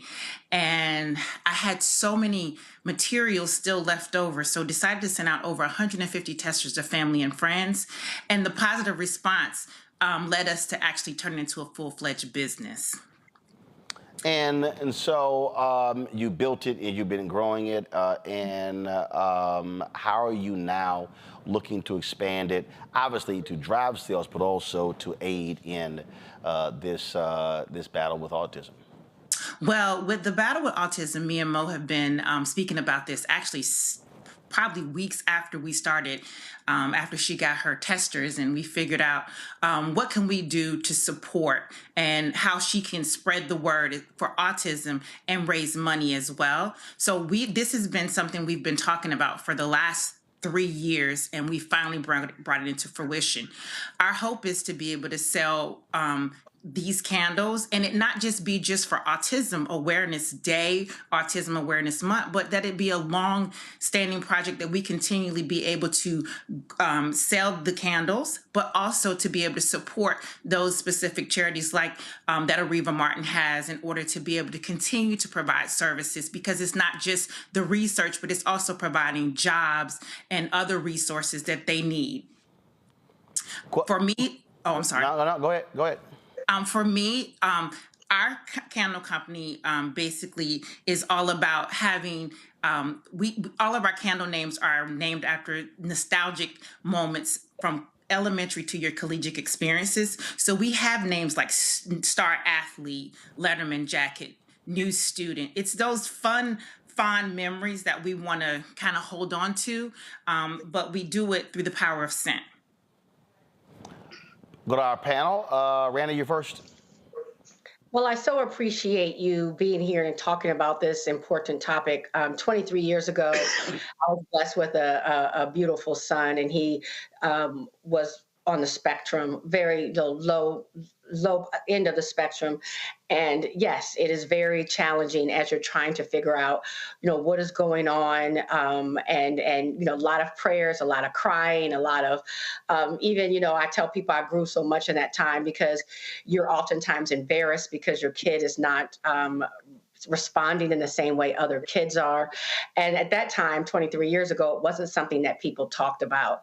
I do want to say, for the people who are listening, if, early intervention is so incredibly powerful, because, my son is a graduate, honor roll graduate of Hampton University, has an excellent job, is studying now to go to business school. He's only looking at the top 10 of business schools. Is thriving, but it took a lot of work and patience, and like I said, love and tears. And so I relate to the story personally, and I applaud what you're doing. Congratulations, Randy. I did not know that. That is so exciting to hear, and it's also personally encouraging to hear. And what you say is so true, that early intervention matters. And the thing that I think people in the United States either don't get or want to get is that also means money matters, right? Because people who come from families with more money have better outcomes. People who come from families with better education have better outcomes. It's things that should not affect whether a child gets the free and appropriate public education services that they're supposed to get. And like anything else that's medical related or pharmaceutical related, it seems like the money just isn't in getting our kids all the way out, especially when it's brown and black kids predominantly. Can I just say one thing on that? I mean, amen for saying that, because I definitely feel as if what people do to our brown and black kids is they just want to throw them in a special education classroom and forget about them. And that's why this knowledge is so important. What struck me is that, elderly patients, after they've had a stroke, they have learned to remap the brain, right? So the area that may have died because that was for speech, they could remap the brain so they could speak again. And I said, if they can remap the brain of an elderly person, our babies' brains are not fully formed, right? And so if you're working with children every day, you really do see miracles. And so don't allow anybody to tell you, well, this is what it is, this is as far as they'll go, and give up on, your child. Because if you work at it, and like I said, early intervention, and even if I almost went to bankruptcy, to be honest. My husband and I because we were paying for therapies out of our pockets, because there was no, they weren't paying for it. But even if they're not paying for it, if you have to buy a book and learn about what you can do at home, do it because it works. Yeah. Mustafa. Yeah, a quick two-part question. Tiffany, I'm a big candle fan. I'm curious, do you have inspirational stories that are also tied to folks who have purchased your candles? And then for Mo, on the other side of the equation, when we talk about autism, I'm always curious if folks also can help the folks who are thinking about voting, why it's important to also think about autism while you're voting. I know from the work that I do on the environmental side of the equation that air pollution is also one of those drivers that we found connections with autism. So Tiffany, the first question is for you. Well, for me, my daughter was diagnosed with ADHD, not autism, but ADHD when she was 5. So for us, we knew that since they're a mood booster, and for her, she's creative but scattered. She's smart but scattered. So she needed something that could help. As far as some of my clients, they say the same thing, that our scents, the clean ingredients that we use, they help in making them feel good. You know, when you light a candle, and then also the types of ingredients that we use, it's a mood booster, it's clean, they're non-toxic. So it helps in all those in aiding not to create a toxic environment, but a clean and safe environment for you, and help with that mood booster. Joe. Yeah, no. Well, no, I'm sorry. Monique, go ahead then, Joe. Go ahead. Yes. Okay. No. Okay. And I want to answer your question, Mustafa. Thank you for asking, because obviously environmental toxins are one of the things that they think is a cause of autism, even though they're not sure. But I wanted to first say where School Sense is concerned, and the beautiful company that Tiff is growing, which, Roland, you'd be pleased to know, Tabitha Brown already highlighted in her Candle of the Week, and she's been doing pop-ups and other things. And I'm just so proud to watch her take something that was just an at-home exercise and turn it into a vibrant business and do it with excellence. I love all of her candles, so that's my testimonial. Favorite is new scent, other than a good day. So I'm encouraging everybody, please go to my Shopify store for the candle that will support Special Needs Network, but then go to Tiffany's website in order to get all of the rest of her wonderful candles. Where your question is concerned, Mustafa, legislation matters. Right? The only reason in Maryland that we have an autism waiver that helps to provide wraparound services for children is because legislators were educated about what needed to happen, and they made it happen. And even with that being said, children and families wait a decade or more to get off of the wait list and to actually get the services. We personally joined when our child was 3. We just started getting services last year, so that should tell you the story on that. Marijuana, can I say it? Legislation around medical use for marijuana directly affects children and adults with epilepsy. Children and adults, now they're learning as a treatment for autism.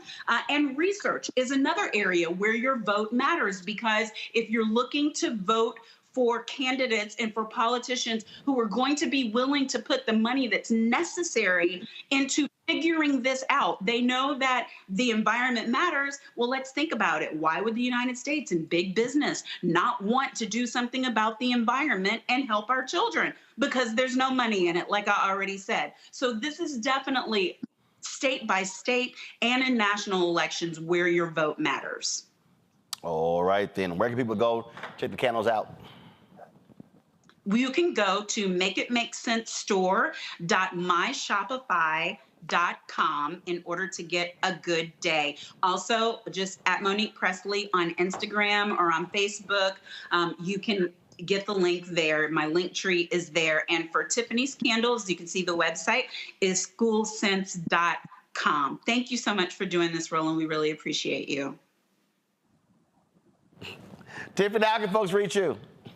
They can reach me at www.schoolsense.com, and then we're on IG at school.sense. Yeah, we'd love to send you some stuff too, Roland. All right. Well, look, we got candles on the news desk here, so we absolutely. You don't have School Sense and you don't have Good Day. Okay. I did not specify the candles that I had. I said we have candles here on the news desk, so I'm stating that we are receptive to having candles. Lord have mercy. All right. You have some candles. I appreciate it. Thank you so very much. Thank you. All right, folks, real quick. Today in Oklahoma, oral arguments were heard in the case of the two survivors of the Tulsa Race Massacre. We live streamed those arguments on Roland Martin Unfiltered on the Black Star Network. Here is some of those arguments today. On your unjust enrichment claim, what is the equitable relief you're seeking? Are you seeking money held by the defendants? Yes, disgorgement. We're seeking disgorgement. If we're in discovery, we're able to prove that the defendants received unjustly money, that we believe that they utilized the survivors' stories, we're seeking the equitable remedy of disgorgement, which is exactly what happened in Shola.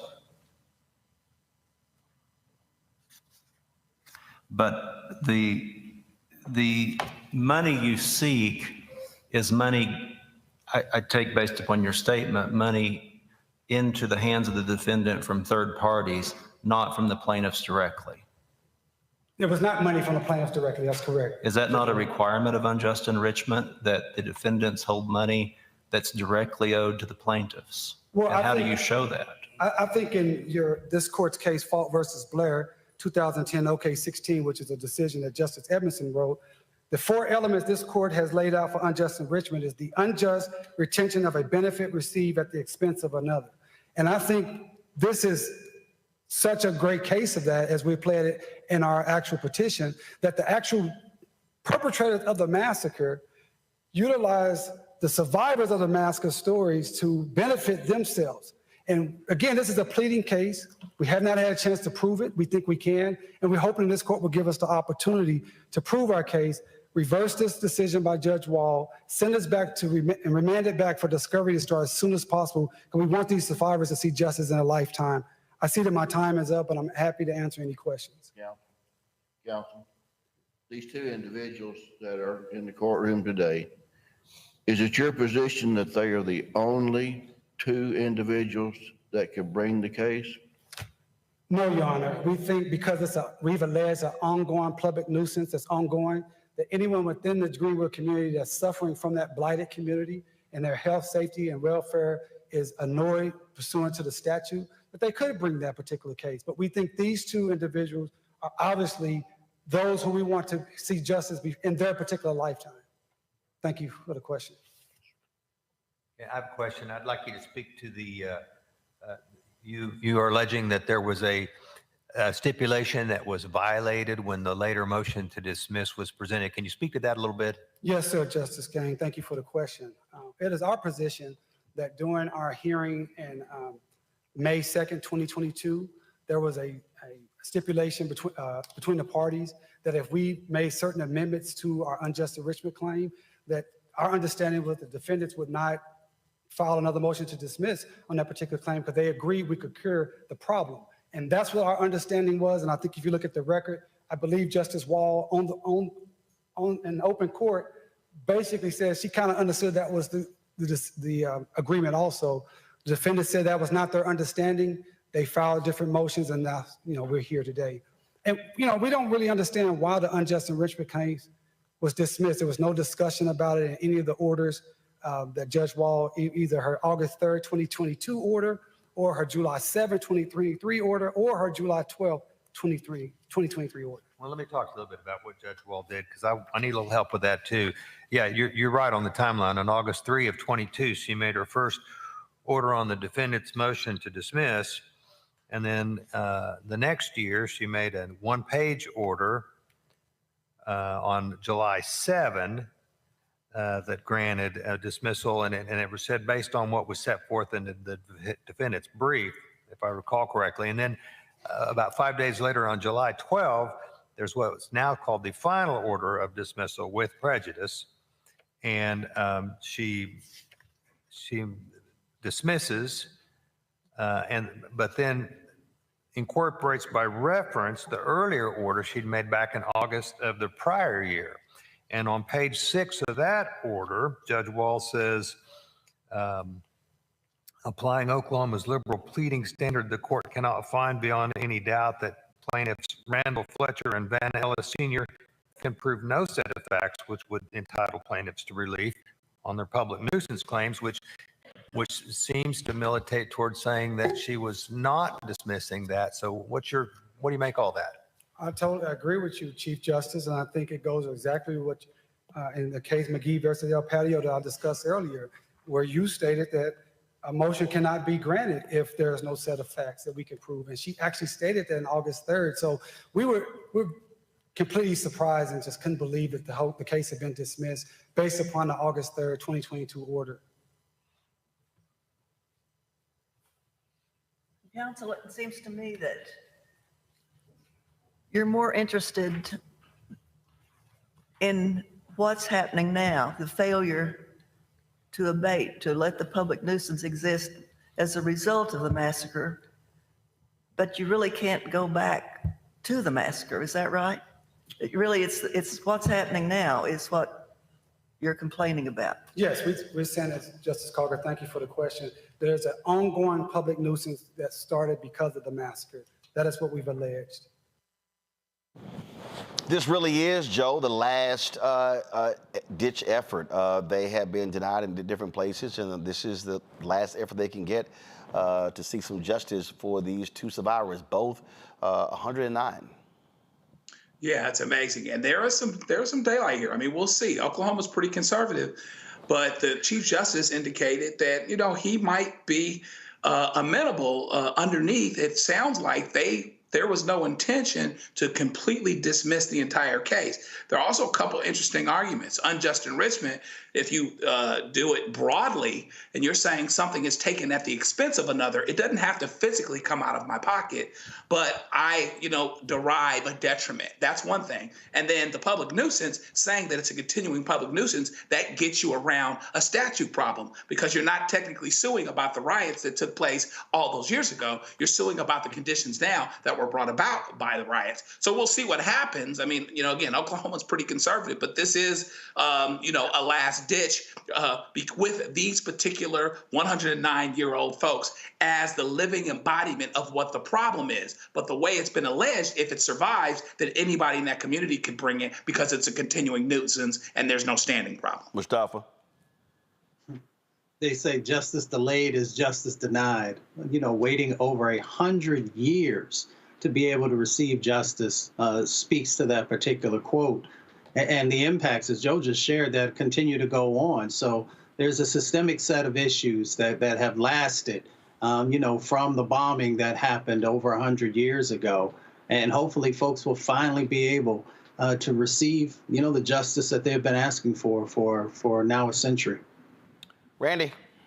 I'm sure what the justices are afraid of is that if this case rules in our favor, that others will actually have the audacity to sue for some of the cruelty that Black people have had to survive at the hands of white people. And though that will open up a can of worms that I think terrifies them. So I don't think they're just considering how they're voting about this specific case, but also what it means for the future. All right. Joe, Randy, Mustafa, I certainly appreciate it. Thank you so very much for joining us. Folks, thank you. See you guys tomorrow. Be sure to support us in what we do. Join the Bring the Funk fan club. So you're checking money order to P.O. Box 57196, Washington, D.C. 20037-0196. Cash App, $RM Unfiltered. PayPal, Martin Unfiltered. Venmo is RM Unfiltered. Zelle, Roland at RolandSMartin.com. Roland at RolandMartinUnfiltered.com. Also, download the Black Star Network app, Apple phone, Android phone, Apple TV, Android TV, Roku, Amazon Fire TV, Xbox One, Samsung Smart TV. Also, you can check out our 24-hour streaming channel. We're available on Amazon News by going to Amazon Fire. You can also tell Alexa, play news from the Black Star Network. Watch us on Plex TV. You can also check us out on Amazon Freevee, Amazon Prime Video. And be sure to get a copy of my book, White Fear, How the Browning of America is Making White Folks Lose Their Minds, available at bookstores nationwide. Get the audio version on Audible. I'll see y'all tomorrow. Holla!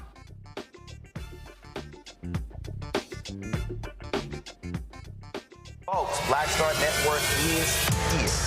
Hold no punches! I'm real revolutionary right now. Black power! Support this man, Black Media. He makes sure that our stories are told. Thank you for being the voice of Black America, Roland. Stay black. I love y'all. All momentum we have now, we have to keep this going The video looks phenomenal. See, there's a difference between Black Star Network and Black-owned media and something like CNN. You can't be Black-owned media and be scared. It's time to be smart. Bring your eyeballs home. You dig?